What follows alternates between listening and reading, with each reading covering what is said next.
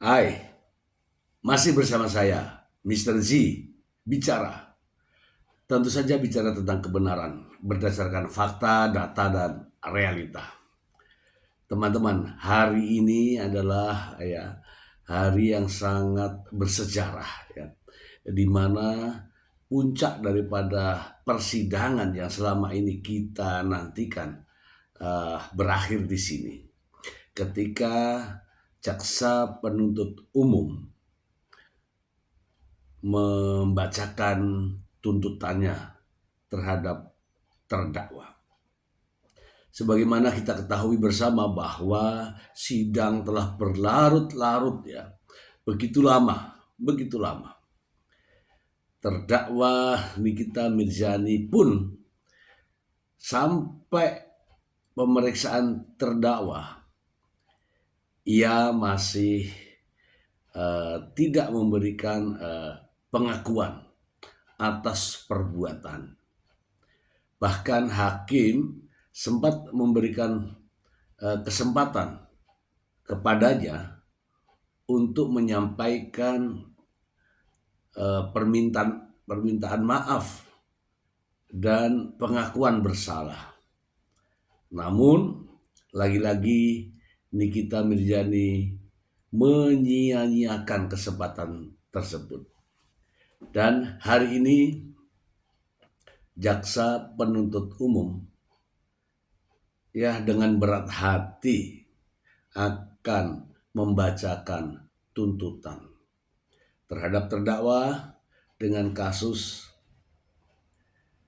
pemerasan dan tindak pidana pencucian uang. Terdakwa Nikita Mirzani sebagaimana dakwaan jaksa penuntut umum telah melanggar pasal 369, 27B, Yunto 45 ayat 10, kemudian pasal 3 tindak pidana pencucian uang, yang masing-masing memiliki ancaman hukuman yang berbeda-beda. Seperti yang kita ketahui bahwa pasal 369 KUHP ancaman pidananya adalah 4 tahun penjara. Sementara itu pasal 27B ayat 2 dari Undang-Undang ITE ancamannya adalah 6 tahun penjara. Dan jika dikumulasikan dengan pasal 3 Undang-Undang Tindak Pidana Pencucian Uang, ancaman hukumannya adalah 20 tahun penjara. Seberapa tinggi tuntutan jaksa penuntut umum terhadap terdakwa Nikita Mirzani dan Ismail Saputra yang melakukan perbuatan secara bersama-sama. Inilah yang akan kita nantikan pembacaan tuntutan dari jaksa penuntut umum. Dalam perjalanan kasus ini teman-teman, Nikita Mirzani sebagai terdakwa dan juga Mail Saputra telah dilakukan penahanan kurang lebih selama 8 bulan lamanya. Dan terdakwa menjalani ini di rumah tahanan Pondok Bambu, Jakarta Utara. Selain itu, Ismail juga menjalani hukuman di Rutan Salemba. Ini membuat Nikita Mirzani ingin merasakan bagaimana nikmatnya dunia luar dengan berbagai cara. Satu di antaranya adalah mengajukan permohonan penangguhan penahanan. Namun upaya tersebut ditolak oleh hakim. Yang berikutnya adalah upaya Nikita Mirzani dengan cara seolah-olah dirinya sedang sakit dan ingin dirawat dari luar rumah tahanan Pondok Bambu. Namun lagi-lagi hakim yang mulia menolak. Tidak ada lagi upaya yang bisa dilakukan. Yang ada hanyalah bagaimana kita melihat kepastian hukum terhadap terdakwa. Apakah setelah adanya tuntutan dari jaksa penuntut umum ini nantinya hakim akan mengambil keputusan yang senada, yang serupa dari tuntutan jaksa? Kita belum tahu ya teman-teman. Kita akan terus menyaksikan perkembangan dari perkara ini. Perkara ini cukup ramai di berbagai media sosial. Itu saja teman-teman. Semoga bermanfaat. Terima kasih. Bye. Untuk siap dong ya. Tadi juga menangis mengingat besok anak ulang tahun ya. Iya, aku kalau ngomongin anak aku melo gitu karena udah lama kan nggak tidur bareng, nggak jalan-jalan. Kebetulan besok ulang tahun ya gitu. Anak yang kedua atau yang ketiga? Yang kedua, yang ulang tahun. Ada yang mau disampaikan nggak? Nggak ada, cuma bilang Aska selamat ulang tahun. Nanti kita sama-sama lagi sebentar lagi. Udah nyiapin kado, tapi melihat ini nggak apa-apa. Iya nggak apa-apa, kita ikutin aja permainannya dari JPU. Aku juga baru dapat surat dari KPK kalau dipanggil untuk diambil keterangannya. Baru hari ini suratnya sampai ke rumah. Siap untuk bersaksi di KPK. Kapan akan datang ke KPK? Biasanya kalau lagi ditahan, biasanya orangnya ke rutan.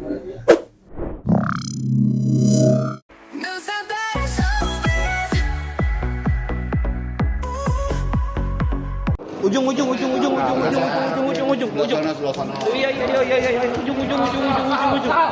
Ujung. Buset deh, udah rame aja. Dari ini? Boleh. Aska besok ulang tahun. Iya pasti teriakin lah. Bang Gio ya Bang ya. Mulai ya. Iya. Agak maju boleh nggak, Gigi?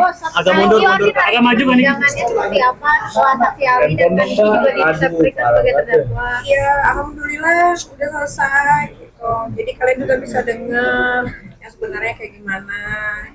Rekaman juga akhirnya diputar, rekaman full. Dan aku juga baru dapat surat dari KPK kalau dipanggil untuk diambil keterangannya. Baru hari ini suratnya sampai ke rumah. Siap untuk bersaksi di KPK. Kapan akan datang ke KPK? Biasanya kalau lagi ditahan, biasanya orangnya ke rutan. Tapi siap nggak untuk Siap dong, ya. Tadi juga menangis mengingat besok anak ulang tahun ya. Iya, aku kalau ngomongin anak aku melo gitu karena udah lama kan nggak tidur bareng, nggak jalan-jalan. Kebetulan besok ulang tahun ya gitu. Anak yang kedua atau yang ketiga? Yang kedua, yang ulang tahun. Ada yang mau disampaikan nggak? Nggak ada, cuma bilang Aska selamat ulang tahun. Nanti kita sama-sama lagi sebentar lagi. Udah nyiapin kado mungkin kan? Aska lagi di Singapura lagi karena kan dia nilainya 100 terus, jadi dia minta hadiah ya sudah ke Singapura. Kalian video call untuk mengucapkan mungkin kan, Niki? Lagi merayakan ulang tahun bersama. Jalan-jalan kan, seperti yang kalian tahu, setiap anak ulang tahun pasti kita keluar negeri. Cuma sekarang nggak bisa keluar negeri. Ya terserah aja, jaksa mau nuntut berapa aja, 100 tahun, 1 window, terserah dia. Ya. Yang penting jaksa puas, ya. Apa? Tadi ada merasa ada sebuah tuntutan yang menjelaskan secara tidak lagi Jadi Apa sih pertanyaannya kemarin? tadi terlihat ada desain besar untuk menjatuhkan Ya memang dari awal aku ditahan memang udah diatur sedemikian rupa. Mana ada orang ditersangkain kurang dari waktu 1 bulan. Aku aja ngelaporin orang 7 sampai 8 bulan baru jalan normalnya. Yuk. Tapi melihat ini nggak apa-apa gitu kan? Ya nggak apa-apa, kita ikutin aja permainannya dari JPU kayak gimana ya. Yuk lepas, lepas, saya lepas. Terakhir lepas ya. Amin. Lalu coba ulang tahun kan Niki, coba ulang tahun ke buat anak. Selamat ulang tahun Mbak Aska sayang, jadi anak yang soleh, membanggakan, berguna sadar bangsa. Untuk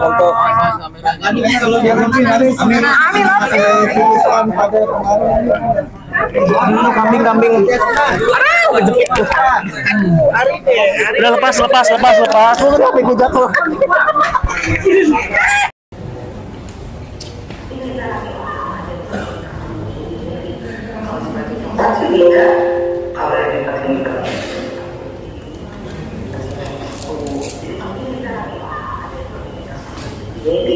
Kalau dibagi coklat sih tidak tuh, jadi ini lagi ada itu lagi di kasaku ini kalau dibagi coklat sih tidak, kalau yang petingginya berarti tak kunci petingginya ya, yang tapi justru yang biru-birunya ini loh yang vitamin K1 atau ya yang itu aja lah,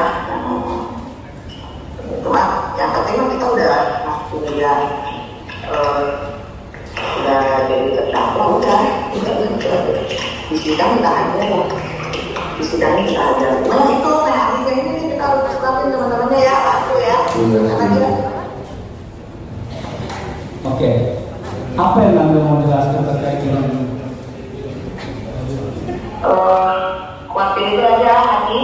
Iya. Haji support dia biar dia inilah apa namanya? Dia pastinya di sidang sebenarnya, bukan pasti di sidangnya apa dia pastinya dia berminat gitu, dia juga ada. Iya kan Pak? Tentang aku nggak kan sejak jaksa itu kan ini akhirnya jaksanya kalau yang mencari itu akan dia doang pengacara dan lain-lain.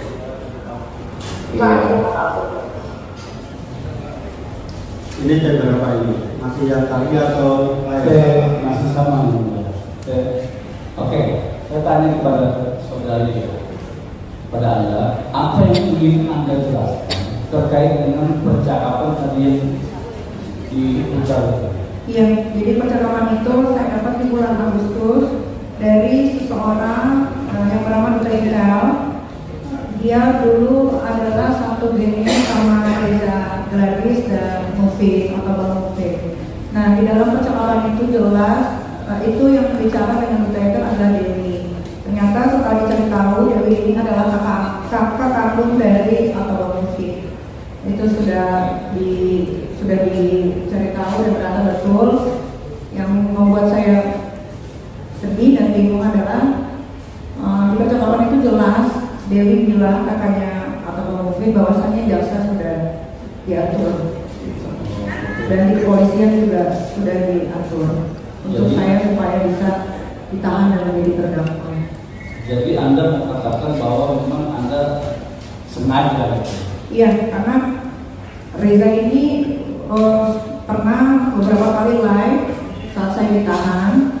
Dia bilang di story-nya juga dia bilang bahwasannya dia tidak ada niatan untuk melaporkan saya. Yang dia incar adalah Dodi, bukan saya.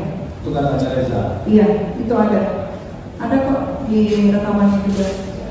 Ada beberapa video. Ini apa suaranya? Sebelum ke sana, apakah video tadi, percakapan tadi, Anda sudah melaporkannya ke KPK? Sudah dilaporkan ke KPK. Alhamdulillah hari ini saya mendapatkan panggilan untuk diminta keterangannya di KPK. Suratnya sudah datang ke rumah. Oh, sudah. Sudah. Bu, sebentar. Izin yang mulia itu terkait dengan pengaduan ke KPK di Bukit T45. Iya.